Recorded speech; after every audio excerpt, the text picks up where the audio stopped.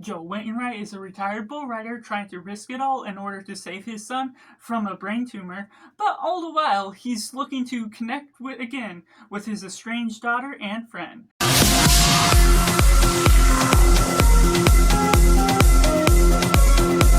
And welcome to Cinema, where we focus on a film. I'm Josh, this is Simply Cinema. Let me know down in the comments below what you thought of The Last Rodeo. Was it good, was it bad, or somewhere right in the middle? Or if you're waiting for this review to decide if you're going to see it or not, and taking it right into the positive, this is a film that is really simple and to the point. It's inspirational and emotional because it's semi-autobiographical about Neil McDowell's story about his life. It's not a full frontal aspect of what you're looking all true events, so there is some subject of disbelief that you may take into account, but it isn't all too far stretched with taking this retired bull rider, making him go on to a rodeo again,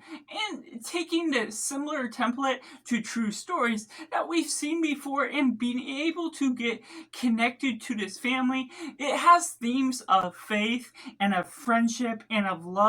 The way we get connected between this grandpa and how he's trying to connect with his daughter and grandson through all the times in the past where we're getting bits and pieces spilled out throughout the story, where you see all the struggles that they've gone through, certain aspects of mistakes he's gone through throughout his life that has personally affected both his friend and his daughter, that touches on some elements of sympathy that you can connect to and learn ideas of forgiveness throughout what this story is touching on. And when you're looking at this as a faith film, it's not mentioning God in every sentence. It's very light on what they're doing, and I think that's something I appreciate about Angel Studios as a film industry, that they don't shove that into every bit of the story that they can. It's not a God's not dead sort of principle, where it feels more realistic within the idea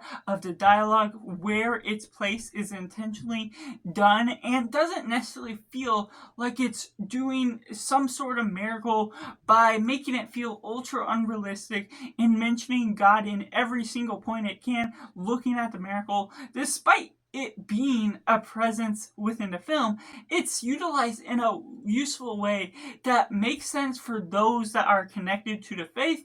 and those that aren't necessarily religious will still be able to look at this in a good light, won't be fully turned off by what you may be getting out of it. So the natural tendencies that this film has with its style can feel naturally realistic for what you're taking out of the bull riding, which to that respect, the bull riding itself isn't necessarily a major part of this film. It doesn't take over extensive amounts, but it is utilized within a natural pacing. The story kicks off into what we're getting with the brain tumor, not too quick, but utilized relatively soon within the film, enough to get the ball rolling, for things to unravel, for Neil McDowell's character to get into the rodeo itself. That is a big competition to earn all the money that they would get to pay off the grandson. You understand the character motivations behind everything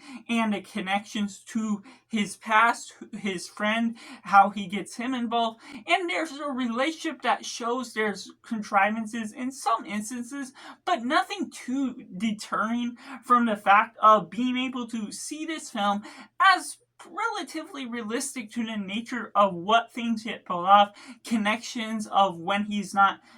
fully signed up for the rodeo, still being able to get involved with that. And even as an older gentleman, there's little jokes here and there that can pull off the running ball to where we're headed within the story, that will get some audience members laughing for the enjoyment of what that little retrospect adds to the flavor of this film. And the rodeo sequences are made to be overly dramatic and good in the respect that it's not necessarily ruining the stakes of the film. Obviously, it's all based off a rodeo, that bull riding takes place within 8 seconds per round per person in order to get it focused. And it's not deterring by focusing too much on side characters, other rodeo riders, by drawing those sequences out. It primarily plays a focus on what we're getting out of Neil's character, his triumphs and setbacks that really do add a little bit more than you may expect for the nature of what you're taking out of this tale as a whole. And I'd also like to add that this isn't a film that is too heavy on the drama. So for common audience members that want a drama movie, but they don't want it to be heavily and emotional to the stakes, you can be moved by it because it does gravitate toward the natural human stakes of raising money in order to get this son healed of the brain cancer. And there's different things here and there that add little setbacks or things that you may not be fully expecting to go in the right direction or will add up to a bad reason. It does still touch on the right moments, but nothing that's too heavily dramatized that will deter people that don't want it to be too heavy with its emotions. So that takes me into the next moment, to which I have to say this does go upon a story template that, even though it's semi-autobiographical for Neil's story, it's not a story that feels too outlandish or something that is approached in a way that's very original. And even though the rodeo setting is new to me for the approach on what we're getting out of films as a whole, you don't get too many rodeo films, but at the same time, it's something where it utilizes a story template that's often used within true stories. So, beat by beat, and having seen the trailer played out, I knew what to generally expect out of this film. There's not necessarily any big twists or turns. There's subversions that you expect out of it that those that aren't familiar with true stories played out in film will have some surprises to get out of it. But even for the general audience member, you may have seen a story like this played out before. That isn't a subtraction to the negatives, to what you get out of this story as a whole. It still plays nicely on what it's doing with its drama, and it's a template that, even though it's utilized well, it's a template that's utilized that, despite the unique environment, the relatively unique characters, it's something we've seen before. To the natural notes, the different beats that are played throughout are something that I come to expect from this type of film, because it's something that's relatively realistic and not necessarily something where there's a big change in the expectations. It's something where you can predict the ending, whether that will surprise you or not. It's just something that really is present without where we're going with this film. So the biggest takeaway from that point that I'm suggesting is that all of the actors are really good in what they're doing. The performances and also the setting as well is utilized well. John Avnet is pretty experienced as a director, so it's not necessarily that you're getting a bad story. It's utilized with all the wrong notes, with all the wrong music cues that deter you from enjoying what is presented on screen. But because it is relatively dramatic in some sense, and you know what to expect out of the certain patterns of the story, there's not going to be any big surprises or things that, even though it's not negative in the experience, you may not be as emotionally attached to certain characters, certain environments, or aspects of the story, and small setbacks to the story as a whole that aren't utilized as heavy hitters to the emotional play that is all going on. What we get out of this plane that's going through the thunderstorm, or little instances where the brain surgery doesn't fully go right away, is something that are small subversions to think you're going in a wrong direction, but they really don't have a dramatic effect outside of that small little instance that's mentioned. Which takes me into the negatives. I thought they could have done a lot more within the exploration of faith that they're utilizing, because they utilize it as a key element. It's brought up as a piece of Neil's character's past, and unfortunately unfortunately, it's not necessarily driven hard, and that goes against what I was saying before, where I want them not to utilize the word God or the placement of faith within every ounce of what this film has to express. But there was things where it would have been either better utilized not at all or to be utilized more and still be able to have that same suggestion that I added, to where it feels like it's thrown in at different parts of the film just to remind you that this is a film about faith, about forgiveness, about family, and it utilizes the family theme well, but within the idea of faith, it doesn't have strong suggestions, strong conclusions to what ultimately comes out of it. We don't know his past idea of what we're getting out of Joe Wainwright's character, his past history, faith, his struggles. There's parts here and there where you do get one mention, and his friend is helping him out just as well with his faith, his connection to God, but you don't necessarily get a particular resolvement to where that all leads, to which, even as you may see this as something that would spoil the film, it's such a minor detail to what all comes out of it that that's the disappointing fact, is they don't necessarily know how to utilize